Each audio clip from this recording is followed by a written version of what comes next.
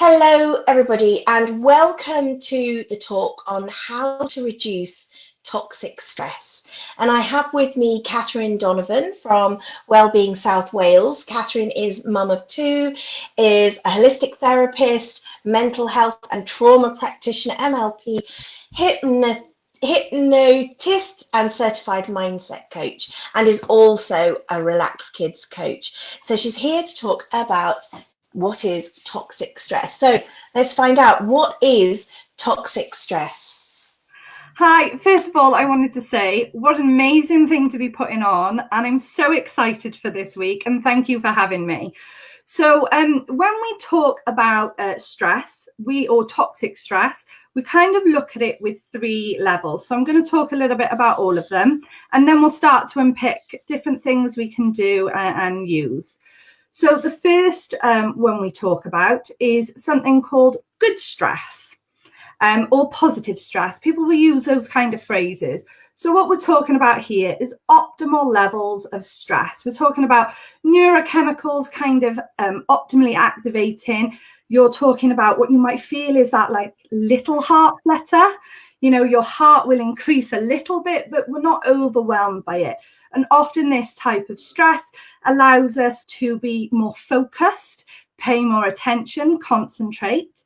So we're talking about the small types of stress that we might experience when maybe children are having an injection, or our first day in school, or that first day back to school.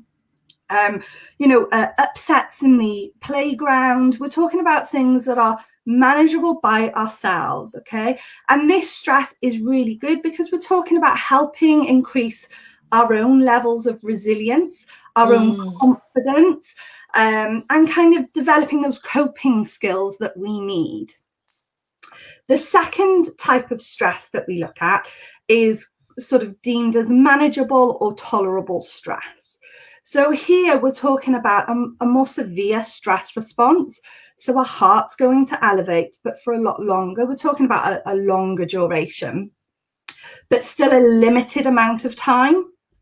So we're not talking about months. We're, just keeping it probably still a lot shorter.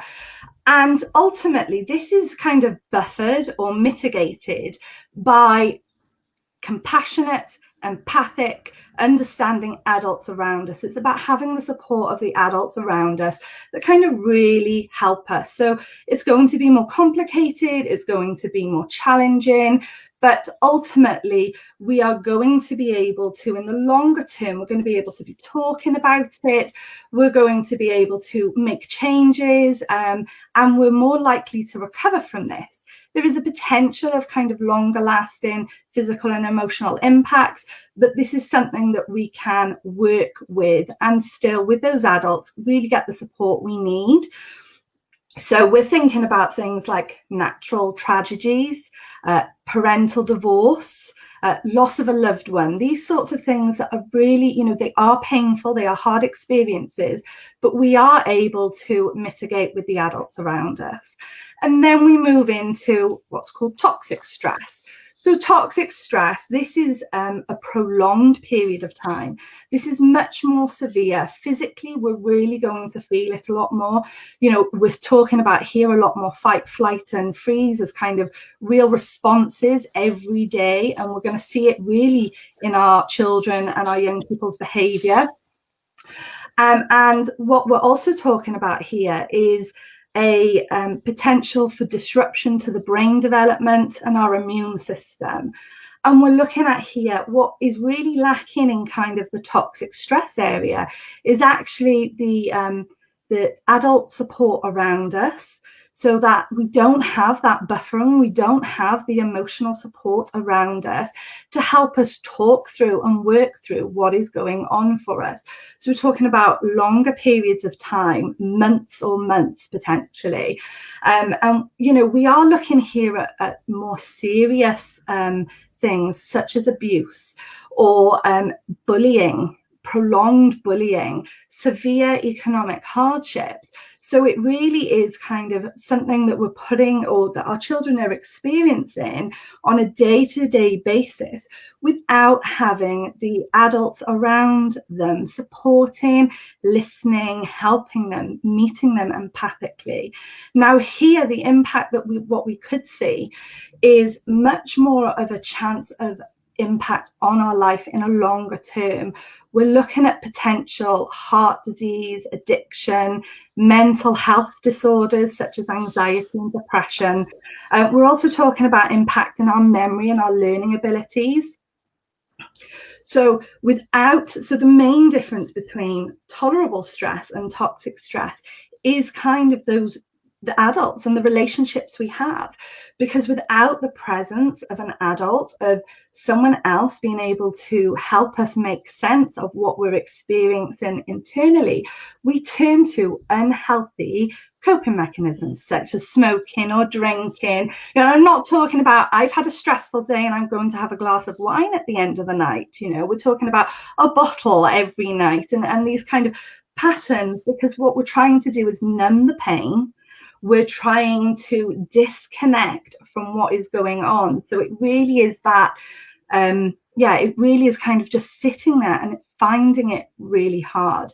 And I think what is really important to say here is that stress is inevitable. And it is also an important part of our development. We need a little bit of stress. It is very important for us experiencing it as children and young people growing up, so we can develop healthy coping skills, that ability to talk and to reach out when we need it. But it can make a difference on our bodies. Stress is kind of a mental and physical biochemical response to a preferred threat, or to a perceived threat or demand. So I'm really sorry, Manetta. My son has just walked in. Can I carry on? No, carry on. It will still continue, but do what you need to do, but we will still continue. Yeah, okay. Sweetheart, I just need you to... I need a timer. So I wonder, at what point would this be? What level of stress would this be? So for me, this is kind of manageable, because I know I can talk to him and I can take him out of the room, and that's fine. But yeah, exactly. My heart is now racing. You know, it's interrupted. It's perfect. We staged it. We staged it, Kathryn. It really is that moment, Yeah. And yet my son just wants me. He needs me. He's 6 years old and he needs me, and that's absolutely okay. But let's take COVID, for example. Okay. Yeah. COVID is something that we're all experiencing, and I'm sure you've seen many of the memes going around about, we're all in the same storm, but we're all in different boats. That's kind of me, yeah? And this is exactly it. So each individual, every adult, child and young person is experiencing something different. And the biggest difference between this kind of experience is whether it's good stress, tolerable stress, or toxic stress. And that's all about the support, emotional support we have from the adults around us. For children and young people, it is the adults around us. Even as adults, it's the adults around us. So you're saying that for some people, this would just be the level 1 stress, COVID. And for some people who have already experienced a huge amount of stress who are experiencing a lot of stress, this is like, it shoots up to level 3 and beyond. It can do, yeah, because COVID has gone on for quite a prolonged period of time, how our adults are responding to it. If I'm a 9-year-old child, if I'm my son, if my parent is like constantly stressing and saying we're not allowed out, we must lock the doors and we're not allowed any interaction, and also things being seen on the TV and they're not being talked about in a child-friendly and a child-appropriate way, I'm left with all these thoughts and feelings, and I've got no one to express it to, because it's not safe. Because if I talk to my parent, or if I'm going into school and I'm talking to the teacher and they're not comfortable talking to it, they often dismiss it, or it's not for you to worry about, Right. And actually we're kind of leaving children with these big feelings, and we're telling them don't talk about it. So it's really important to be talking and opening up these conversations. And I think for me, there's one thing that is really important. So I've talked about how it can have that longer term impact on us. And I think before we start looking at exactly what support children need, it's really important to consider what is actually happening physically. So on our chromosomes, my wonderful fingers, at the end of our chromosomes, we have this like protective layer. It's called a telomere. Okay, so our telomeres naturally shorten and fray over time. But with the add of toxic stress, what can happen is they can fray a lot quicker. Okay, and actually it's the changes to our DNA that kind of can leave us exposed to cardiovascular disease, diabetes, and many other major health conditions. So this is another reason why it's really important to understand the difference between them and what we can do to support it and why we should be supporting it. Absolutely. So what about teens? How do you, can you talk to us about teens and the stresses that teens have? Okay, so, again, obviously, absolutely everyone kind of experiences or can experience these levels of stress. What they might be around, it's individual. Teenagers, we're talking about high school, the pressure of performing, the pressure of getting certain grades, and it might not be coming from outside sources. They might just be pressurizing themselves. The pressure to fit in with their social peers, the pressure to be doing certain things. Often teenage years become experimental, and children are out there trying different things, and some of them are dangerous, but that pressure to do it, to fit in, and all of these things can actually, if we're bottling them up and we're not talking about them, they can very much lead to that toxic stress. So this is why, for me, it is so important that children and young people have healthy relationships, not just with their parents, but with teachers. You're doing this summit, there's going to be professionals in here. That ability for them to open up and talk to them, accept them, get curious, be emotionally available, so that we can help reduce the stress. Because when we do these things, and there's a few things that we can be doing, such as just listening, right? And that might sound crazy, but I'm talking about listening without judgment.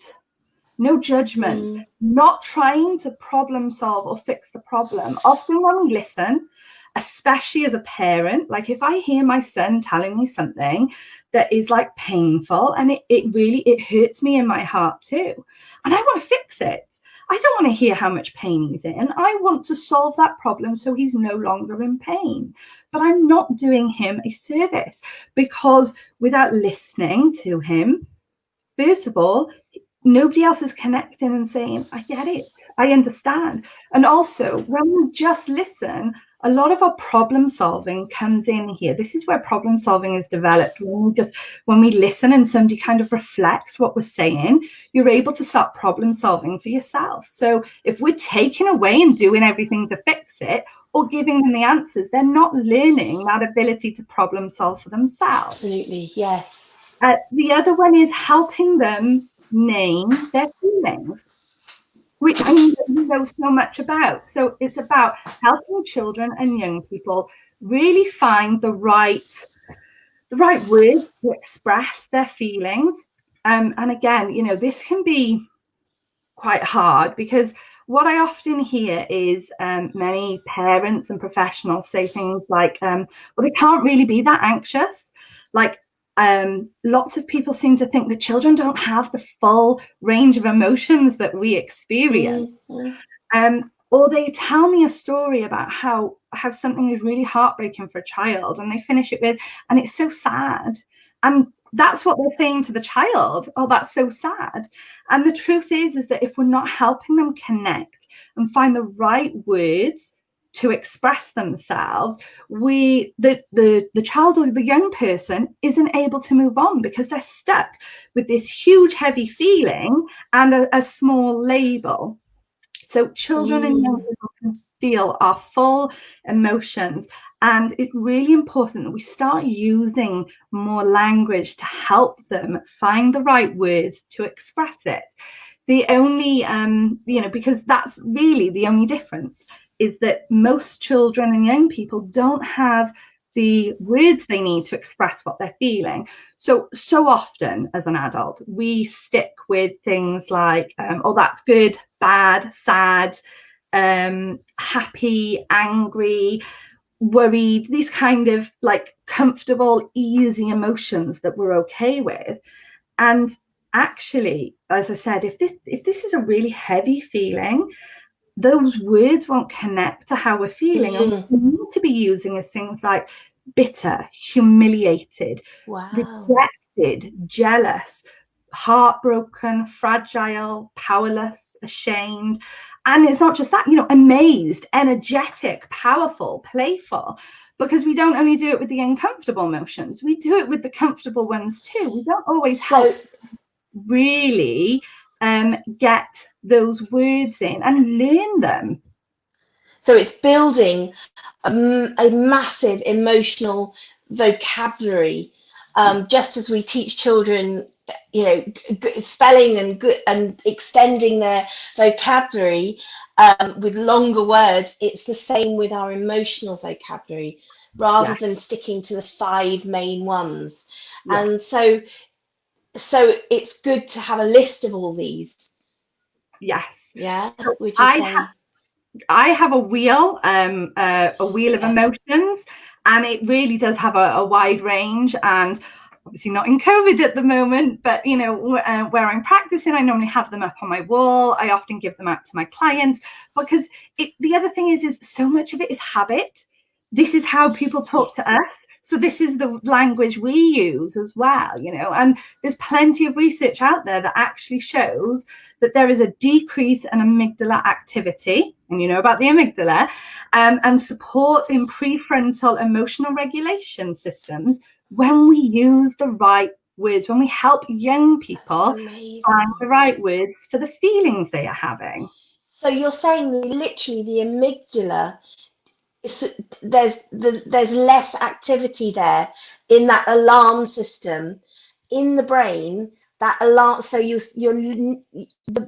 so a teenager or a young person's whole body and alarm system and mind will calm down when you literally just use emotional vocabulary and have that connection and have that understanding. Really?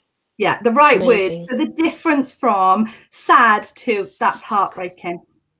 Wow. We're talking, or, I imagine you felt rejected, using those words, feeling understood. It brings down levels of toxic stress. So we do need that empathy and that curiosity from the adults around us. We need to be, we mustn't be dismissive of children and young people's experiences and their emotions. And we need to be accepting and embracing. And when I say accepting, okay, I often have conversations with people because they worry that accepting is like being permissive, and it's not. Okay, so accepting is saying that even though you might be hitting or screaming or having this an okay behavior, I still love you, I still accept you. And we might absolutely need to put boundaries in place, if there is violent behavior going on, to make sure that everyone is safe. But it's so important to hold in mind that the behavior is a form of communication. And what we need to do is help them express that form of communication. So, it just makes me think, okay, great, children, teenagers, talk to them, be there for them. But what about the adults? There are so many of us who are experiencing this, whatever level of stress, but, some toxic stress. And do we have anyone that can be there are we there for each other as well? Are we really, is there, and especially if you're not in a partnership, or even if you are in a partnership, we can often miss this. and miss this. And I probably, as I'm listening to you, I'm thinking this is probably the lack of communication that partners experience, that they don't feel this. Nobody's listening. I remember as a teen slamming the door, saying nobody understands me, nobody listens to me. Yeah. So as I listen, I think, gosh, this is a gift for anybody, as a friend, as a partner, to give to somebody, to be there and go, I understand, and find out the sweet spot of the word. Yeah. And the beauty of it is most of it is just about listening. Most of it is about listening to. It's not about thinking. And often what happens is when somebody starts talking to us, in our minds we start racing ahead to listening to the bit about how we can solve this or fix this person. So it's actually about taking that step out and being present in the moment and connecting with the person and the emotions that they are portraying, and helping them find that and just reflecting that back. So you might be talking to someone, another adult, as you said, who actually is saying, I felt rejected and I felt humiliated when I did this, or I felt so embarrassed when my son walked in the middle of a call. And actually for that adult just to be turning around and saying, yeah, I hear you, it must have been hard, and I can imagine how embarrassing it was. And just having that kind of reflected back to me without actually having to say anything, it's just like, okay, somebody else gets me.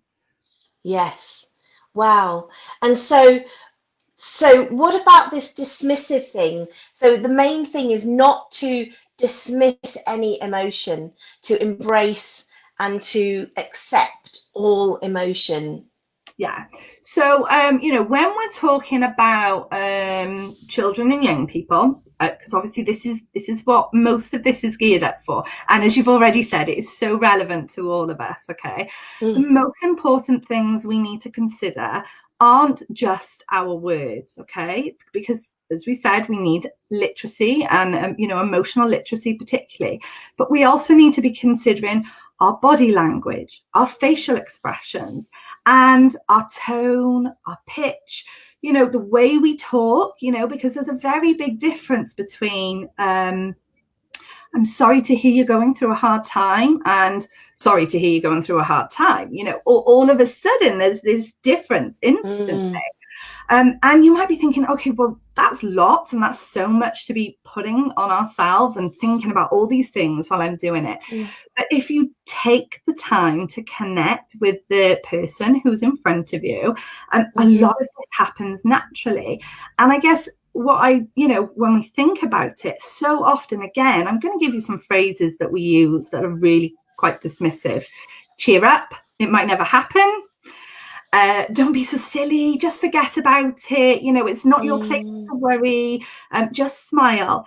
And I'm imagining as I'm saying these, as adults are listening, they can recall a time that they've heard this phrase growing up, and we repeat it ourselves because we repeat things that have happened to us. It's so often what happens. And yet what we're conveying in these statements, what we're suggesting to people is that we don't have time for their emotions. We're not ready to deal with their emotions. It's not okay for them to have these emotions. So it's really important that, we take a minute and we listen to what are we saying and what are we conveying, because we don't want to be saying to someone, stop having these emotions and change them for something more positive, like just smile. And just generally, as you say, listening is the key in all of this. If everybody just takes away one takeaway, it is just listen, because I know myself, even recently, I've been in situations where I've just been so aware of the other person not really listening, and you can just see them either phasing out or waiting to speak, or just not really connecting with your words, and then you do feel so disconnected, don't you? Yes. And unfortunately, and I say this carefully, but there are so many distractions. The phone, if you're in the house, TV, if you're a mum, sometimes I sit down and I'm like, oh, look, I need to dust here, or I could get the Hoover out now. And if your child is trying to talk to you, it can be really hard. But it's about saying that can wait till later, be present in the moment. And the other thing, especially if our children are experiencing stress, whether it's toxic or manageable, okay, what we want to be doing is showing comfort and empathy and understanding and acceptance. And so, the difference in saying a phrase, for example, like, I can see that whatever is kind of really painful for you, or it's understandable that you're feeling, it's hurtful when this happens, so it's understandable that you're feeling rejected. It's really hurtful when people leave you out, for example. If your child is telling you, child teacher is listening to a story about how they weren't allowed to play in the playground with their friends, that kind of statement, it's much more empathic, it's much more understanding, and it also says, I get it, and there's no judgment in it. And we're not trying to problem solve. So that, I think, is the key in those kind of statements that we're using, and they're so simple and they're so small. And what I would be saying is they need to be in our everyday interactions, not just when. Because as we talk, toxic stress is about being in it for a prolonged time. So those little statements that kind of suggest I'm interested in you and I get you and I understand you will allow that to break down, even in our everyday frustrations of, I don't know, you're upset with me because I won't let you go out because you haven't tidied your bedroom. We can do that empathically rather than from a place of judgment, and we can bring connection in, because that's what it is. When we're compassionate and understanding, we feel closer to those around us. We bring that connection in, and that doesn't mean that there isn't learning to take place. So how do we get curious instead of furious? Okay, so this is one, and as a parent or an adult, I think the first thing you need to ask yourself is, who do I need to be in this right now? Sometimes taking that breath, taking a step out. If the situation itself is quite stressful for you, because children, they do bring up lots of emotions for us, especially if we didn't have a need met as a child. So if you didn't feel like you were being listened to as a child, and you're listening to another young person telling you effectively that, it can be quite hard for us. So we do need to center ourselves and ground ourselves. And I would always say, where's your self-care at? Are you looking after yourself? Do you have that kind of ability to be listening in? And then I think, for me, being curious with children and young people, when we're telling someone how we're feeling, the last thing we want is, I suppose, is the Spanish Inquisition. What happened, who, what, why, where, when, and wanting the ins and outs and being dragged out of us, okay? And yet we can absolutely get all the information we need with more statements rather than questions. And these statements are going to lead to that kind of open conversation that we're looking for. So you're slamming around the, your teenage daughter is slamming around the house, slamming doors, stamping around because she's not happy that you won't let her go out. And you go up to them and you say, it sounds like you're having some really big feelings, some really big emotions, and I was wondering what's happened. Now, if you know what's happened, because it might be that I'm wondering if you're really disappointed at yourself for not tidying your bedroom, and at me for not allowing you to go out. And I wonder if you're worried that you're going to miss out on whatever your friends are doing. But that kind of language is open. I am curious. It's, when you say, I'm wondering, we're not telling a person how they feel. We're asking them how they feel without saying, so explain to me how you're feeling.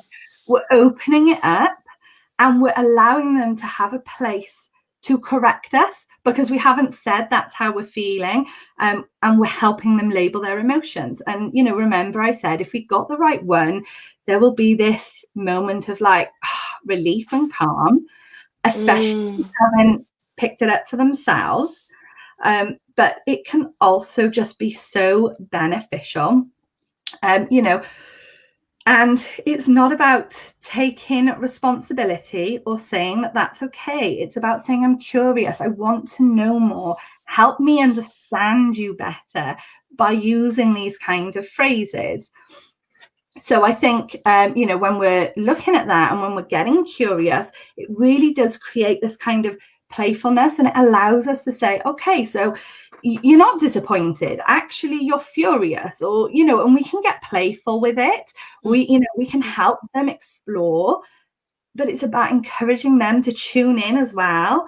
You know, oh, I've noticed that you're doing this. Let's tune into what you're feeling inside. And sometimes if children and young people are really struggling, then that's where we take it. Help me understand where in your body you're feeling it. Is your heart racing? Is your head hurting? Is your stomach churning? You know, so we can get kind of like being a police officer, you know, working, like putting all the clues together and working it out, but doing it with them as well, so that they can see, so that every time we do it, each time it gets easier for them to name the emotion that they're feeling.